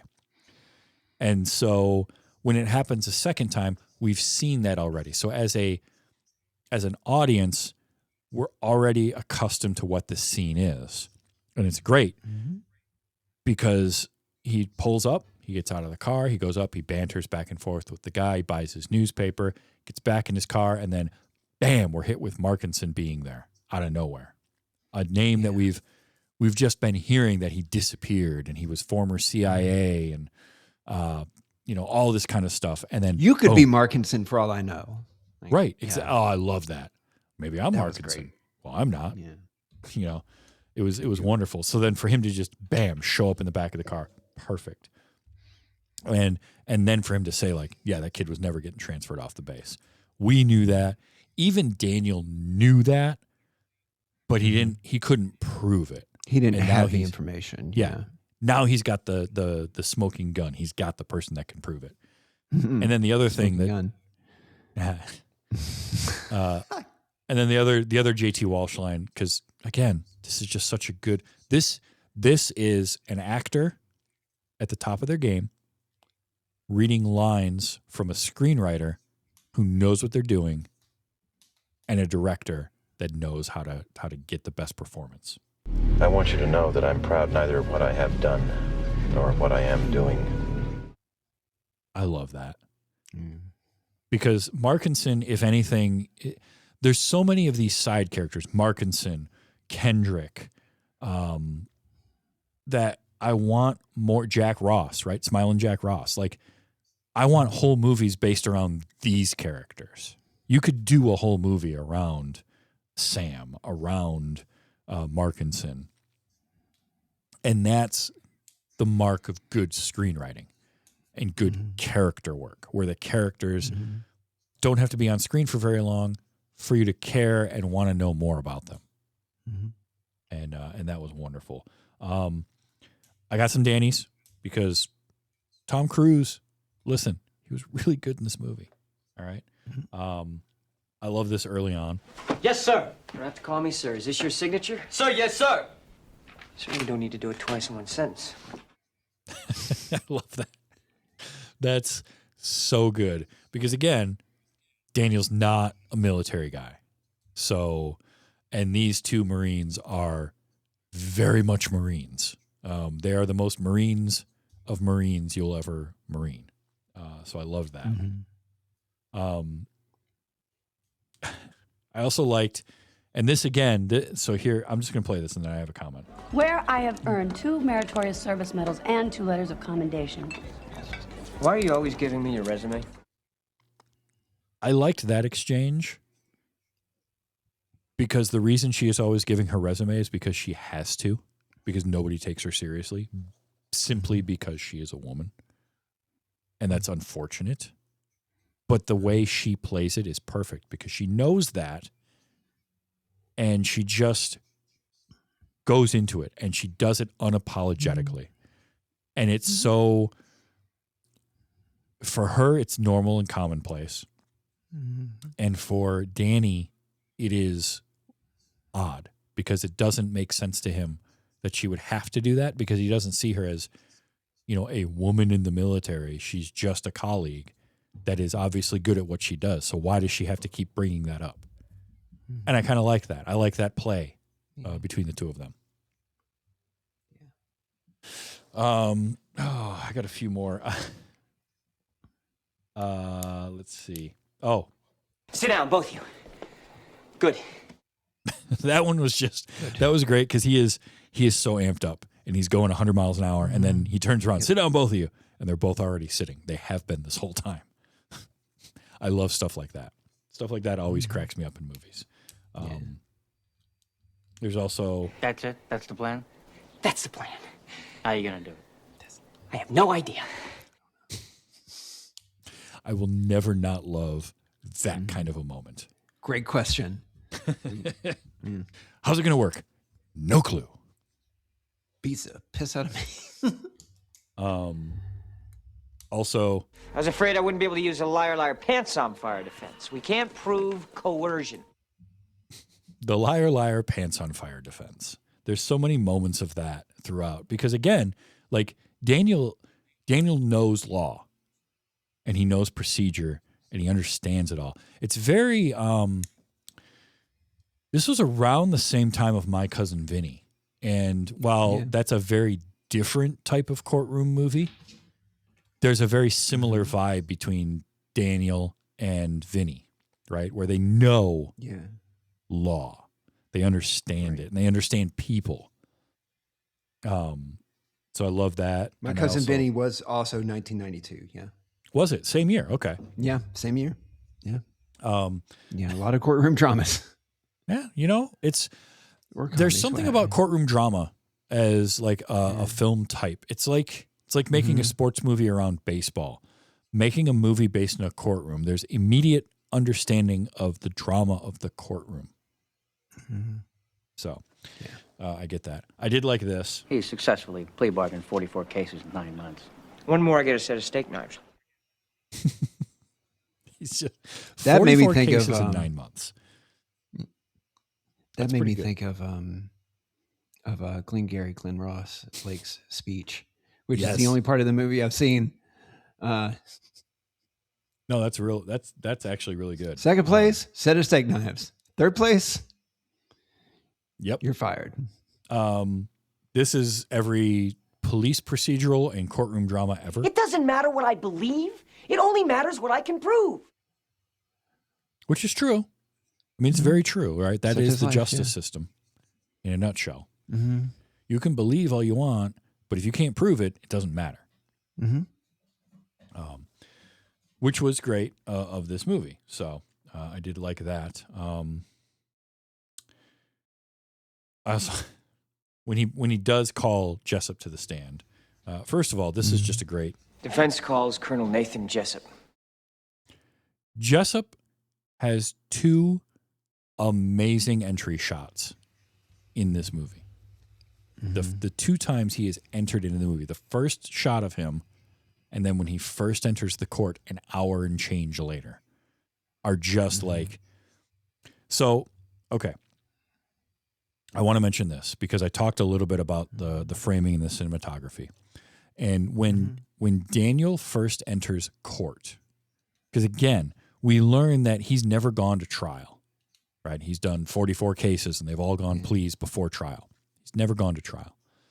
So what I love is the first time we see him go into the courtroom for the trial, the shot is a crane shot looking down on him from a good distance. And it makes him look very small in the frame. It's important to note that because he's very small. The camera's pulling back from him, making him look even smaller and out of place in this framing. When Jessup enters the court, the climax of the movie, what do we get? Low angle shot. We're looking up at Jessup, and he is filling the frame as he walks into the courtroom. It's a power move.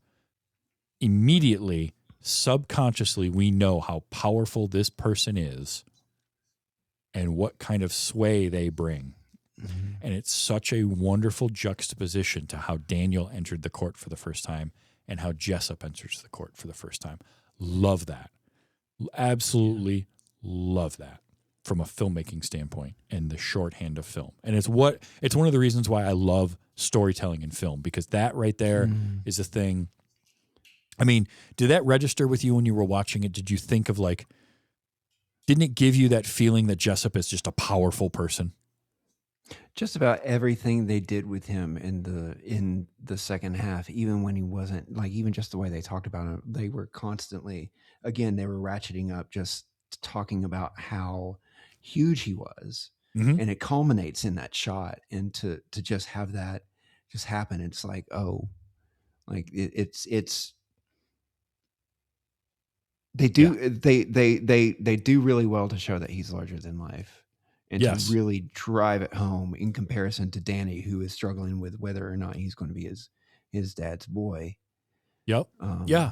And it just, you know, the limited amount of screen time he has to give him that much more gravitas. It's so compact. He does exactly what he's there to do. Like, and nothing more, which is a tall order. Yeah. But, you know, earlier you mentioned, you know, how things were written for people, and Sorkin says that when that Nicholson got cast because Reiner watched the Grammys that year, maybe a year before, whenever it was filmed, and Jack was on awarding Bob Dylan with something, and Rob came in to the studio the next day saying Jack has, like, that part was written for Jack Nicholson, and started reading parts in whatever puny Jack Nicholson impression he has. I mean, you know, he's like Brando. We all have an impression of him. Right. And he's reading it, and Aaron's like, oh my God, I didn't even know I wrote that part for Jack Nicholson. And so that's how he got the part, because Rob saw him on the Grammys and just instantly knew, like, that's our guy. He's just so good. And I love, and this supposedly was an improv in the moment. And it's Tom Cruise doing this. He eats breakfast 300 yards away from 4,000 Cubans that are trained to kill him. I love that because it's a terrible Jack Nicholson. It's awful. Yeah. But it's perfect in the moment. And made even funnier by the fact that he's doing that in front of Kevin Pollak, who does possibly the best Jack Nicholson I've ever heard. So it's even better. And the trivia is that was an improv, and their reactions to it are genuine. And I hope that's true, because it was great. It was such a great moment because, look, Tom Cruise is great at a lot of things.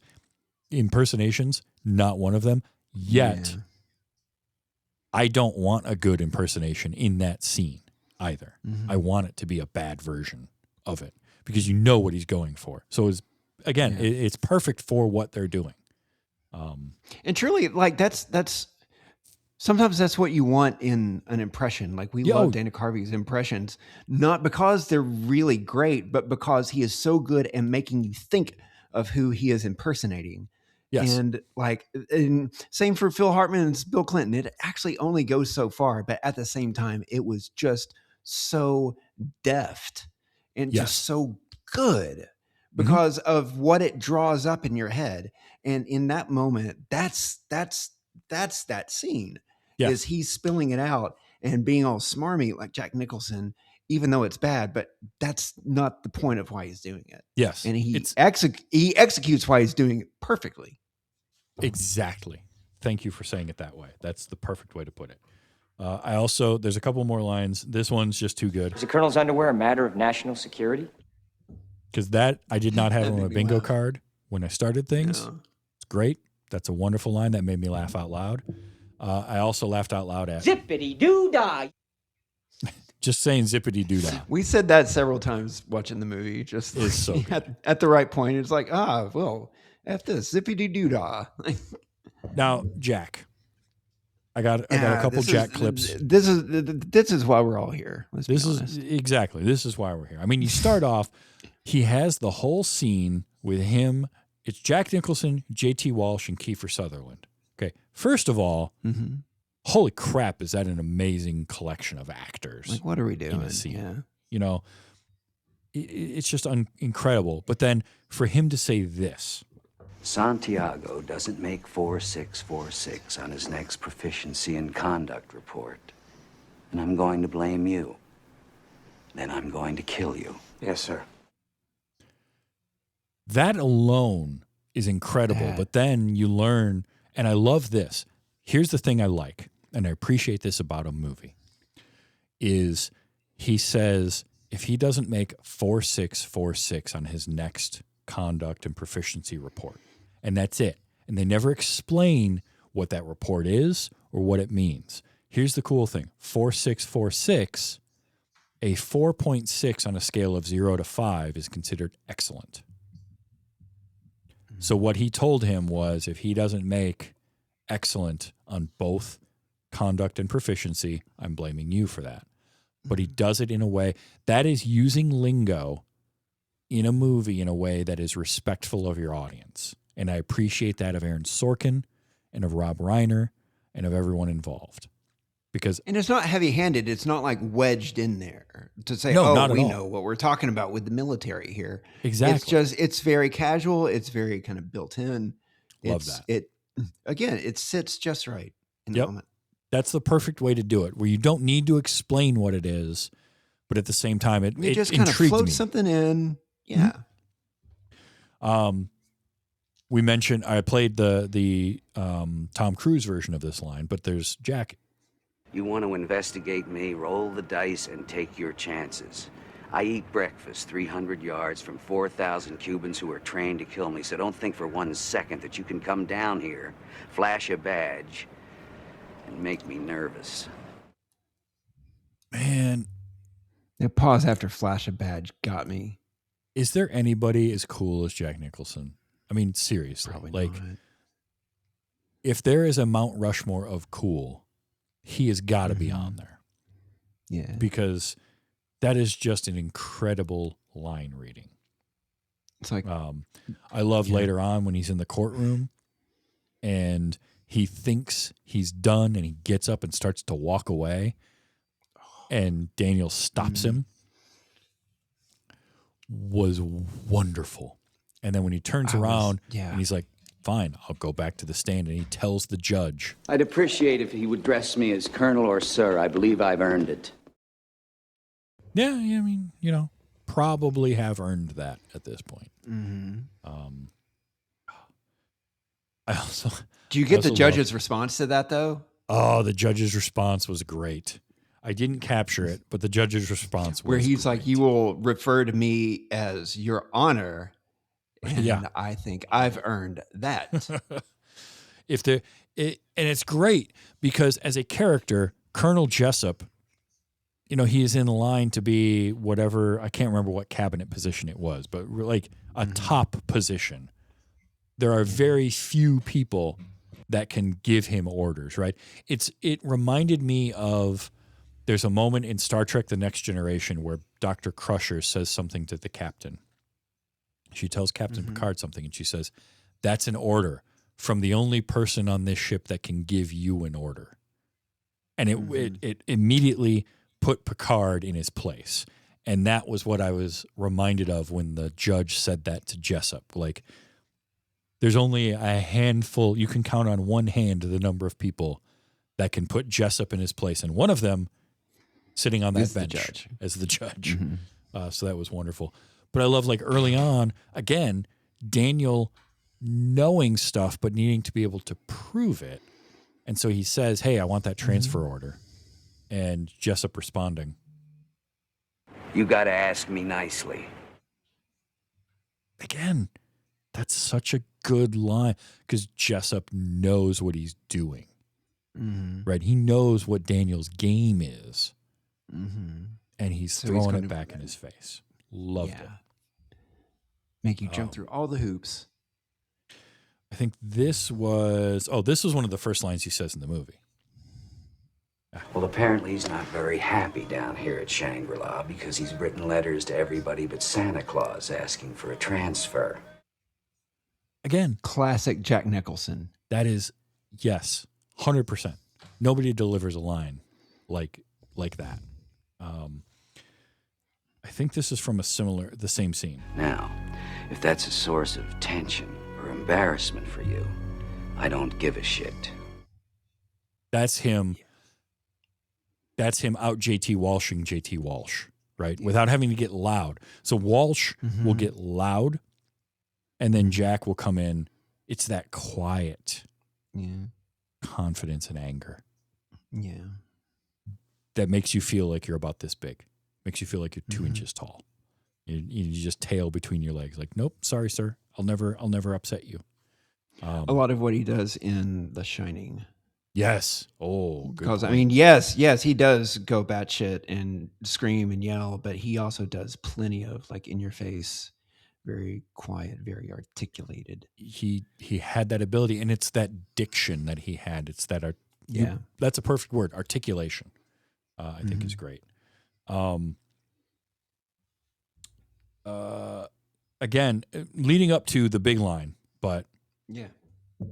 Did you order the code red? I did the job. Did you order the code red? You're goddamn right I did! that's some good angry acting from both of them. Man,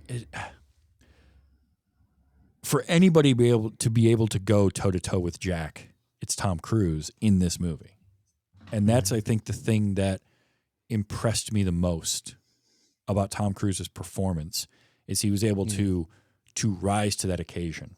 On different ends of the career spectrum. Like this is the beginning of this is the rounding out of Jack's like second round of fame, and he's about to go into his third round with like As Good as It Gets or whatever. Yeah, right. And it's just and Tom is about to hit his, like you pointed out earlier, he had been in Rain Man and Top Gun and Color of Money and what have you, but he was about to ramp up, and like he was a few movies away from being Tom Cruise. Yeah.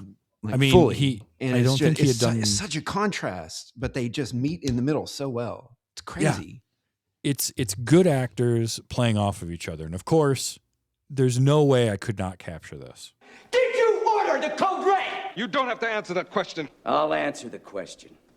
You want answers? I think I'm entitled to. You want answers? I want the truth! You can't handle the truth! That is just acting 101. That is an immensely powerful scene all the way through. And it keeps going. And it's a wonderful, just straight to camera, Aaron Sorkin dialogue delivery by Jack Nicholson. Pitch perfect. I've seen that clip so many times in my life. Yeah. Because I mean, it's been 34 years since the movie came out. But still, when it got to that point, it's just a gut punch. Yeah. And you get chills. You get chills. Yeah. There's no way around that. Yeah. Yeah, I got a little verklempt. I'm not going to lie. Yeah. And then the last one I got to play, because this was just so good. This is the moment where Jessup knows that he is hung. Yeah. He is done. Mm-hmm. And it's great because he's sitting there, and you've got Daniel in the background yelling at him. You've got Jack yelling about his objections. The judge is saying something. Everybody, it's loud. It's this cacophony of things going on. And then Jessup turns around, and in a last-ditch effort, deep down, Jessup knows in this moment he can't do anything, but he's still got to make one last attempt. I'm gonna rip the eyes out of your head and piss in your dead skull! You fucked with the wrong Marine!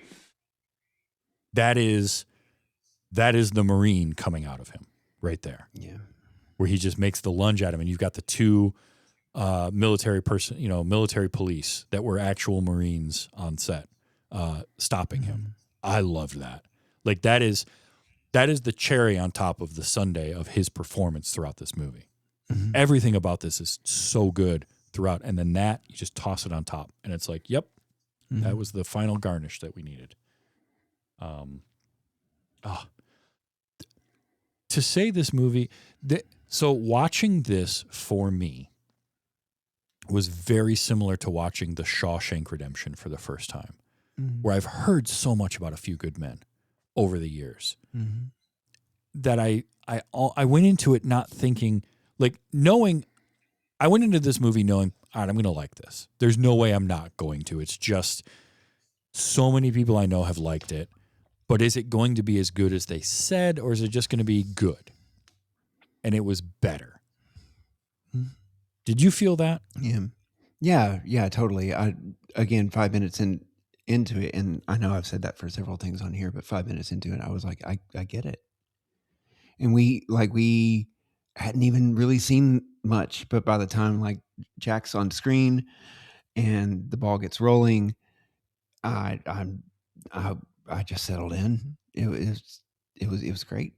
It was great. It was like, this is everything that I'd heard about, and it's giving me even so much more.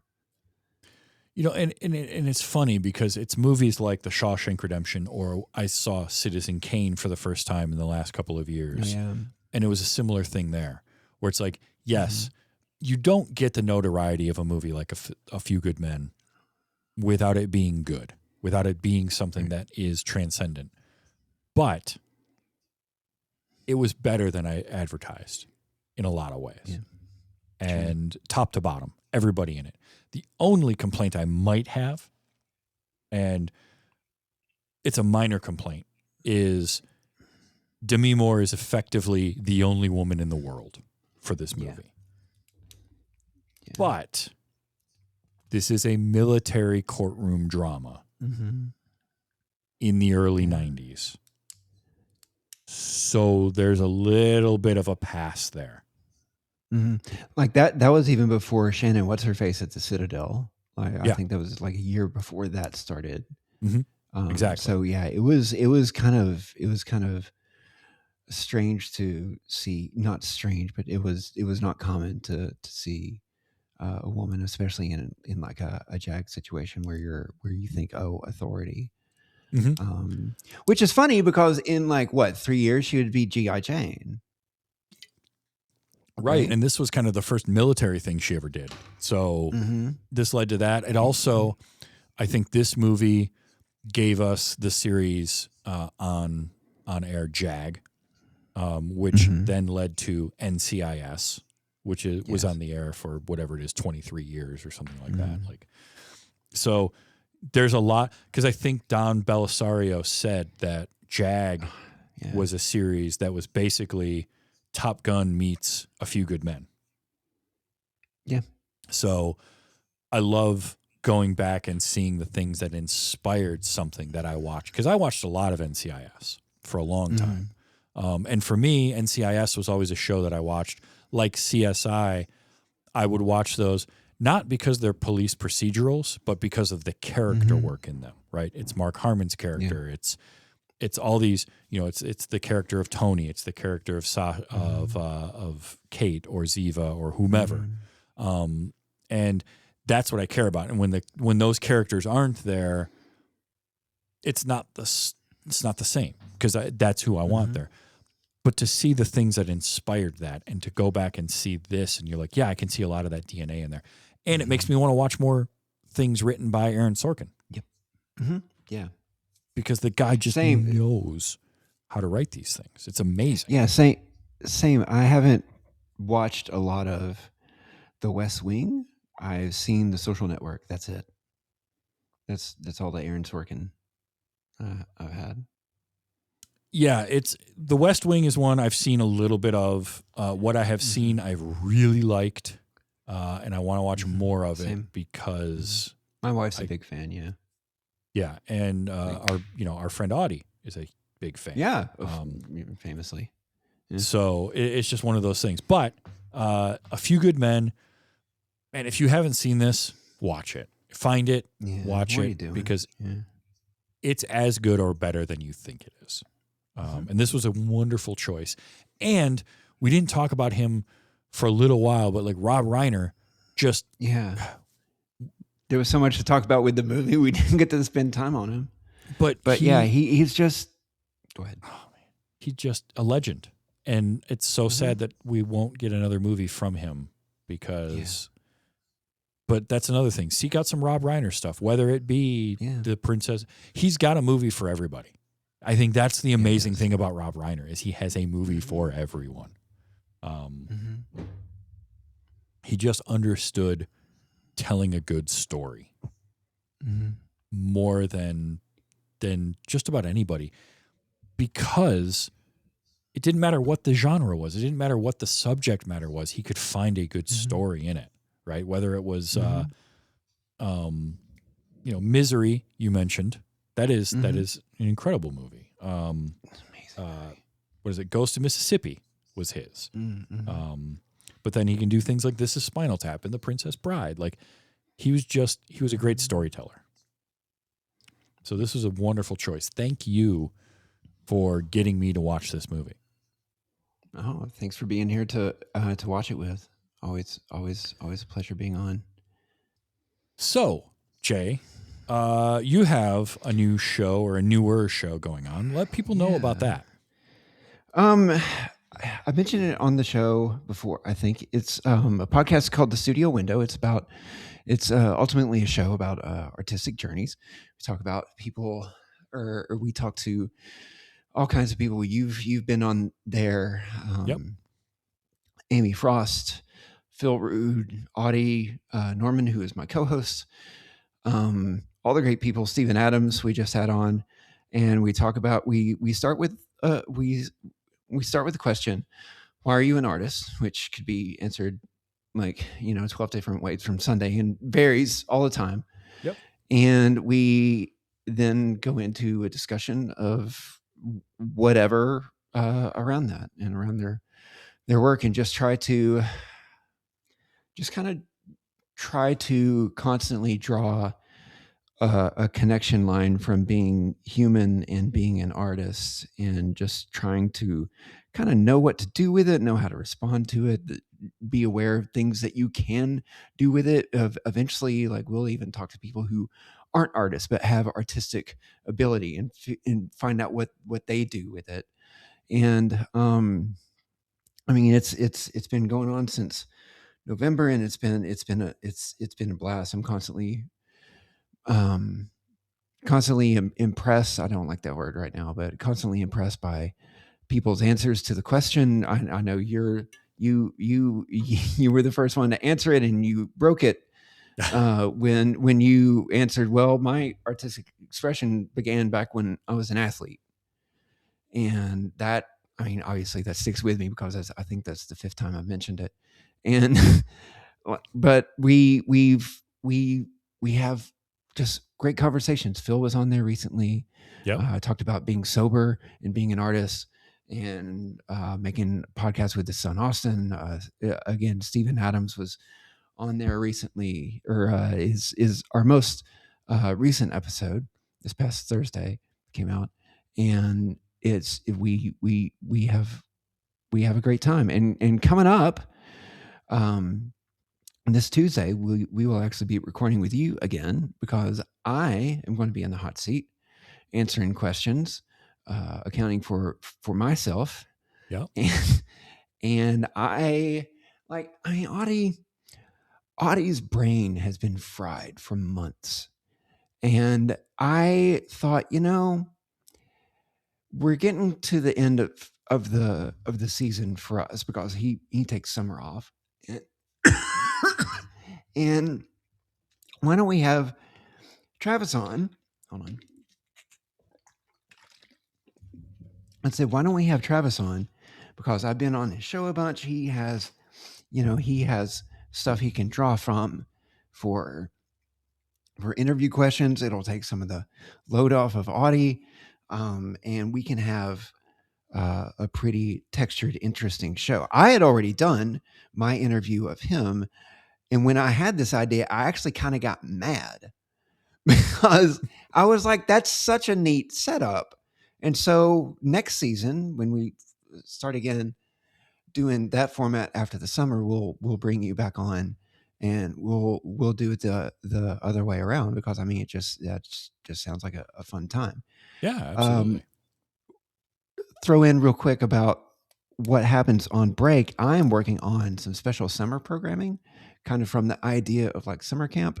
Summer camp is where you go to learn all of the cool stuff. And we're, instead of the regular interview format, what I'm trying to put together is bring on some guests, some repeat guests, some new guests. And instead of talking so much about their journey, like still ask the question, but instead talk about kind of this format. We watch something, maybe I'm still working on it, but we watch something, maybe it's a YouTube tutorial, a TED Talk, a masterclass, I don't know, a movie even, and then have a discussion about it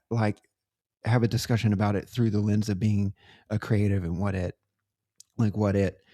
taught us or whatever. I've even thought about, having on somebody who works in a different medium than any of the ones that I do, and bringing something to me that I probably wouldn't see, and vice versa, because we're also discussing a lot of interdisciplinary stuff about just being creative.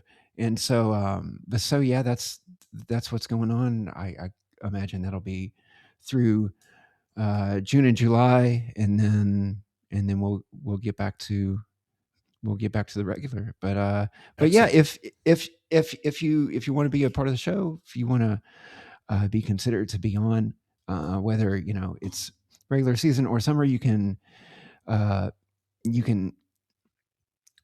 message me anywhere at Extra Lettuce, anywhere you get your social media. You can email us at studiowindowpodcast@gmail.com, and we're anywhere you get your podcast, and it's a great time.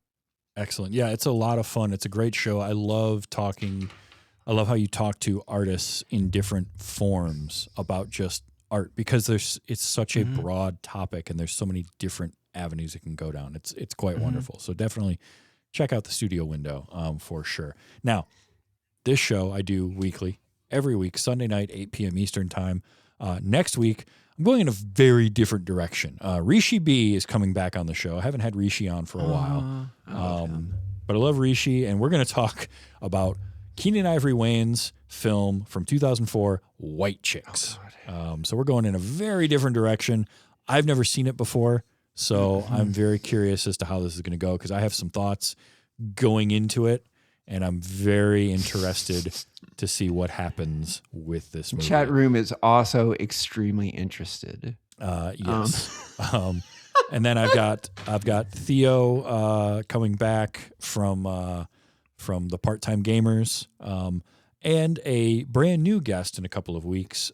Vic Idstar is going to be here, whom I have been wanting to get on the show for a little while. So this is going to be fun. It's fun. A few things ramping up as we get closer and closer to the live Nerdtacular 2026 episode, which will be a lot of fun. So jealous. But if you like this show, again, every week, the show comes out on Wednesdays anywhere you get your podcasts, including on YouTube. If you want to get the show a few days early, you can do that by being a patron. Patreon.com/WYHS gets you the show early, gets you exclusive Discord benefits, patron-only shows. You can do that for as little as $5 a month. If you like the show and you can back it that way, I greatly appreciate it, because it lets me do things like Nerdtacular and DragonCon. That'll also be coming up later this year. And if all you can do is listen to the show, hey, I appreciate that too. Maybe buy a t-shirt. I've got merch as well on my site. Go to tvstravis.com. You can find this show. You can find all the other shows that I'm doing, and links to everything there.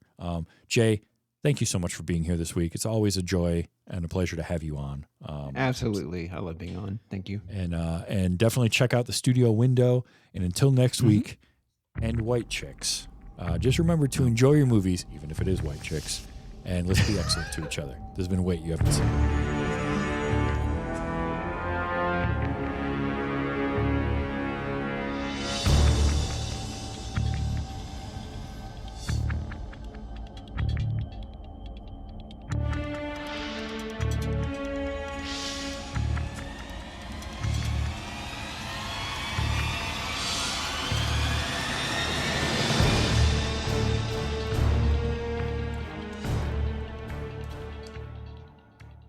How the hell is your dad, Danny? He passed away 7 years ago, sir. Don't I feel like the fucking asshole. That was such a great line delivery. I was like, oh man, how's he going to respond to this? And like exactly like you expect him.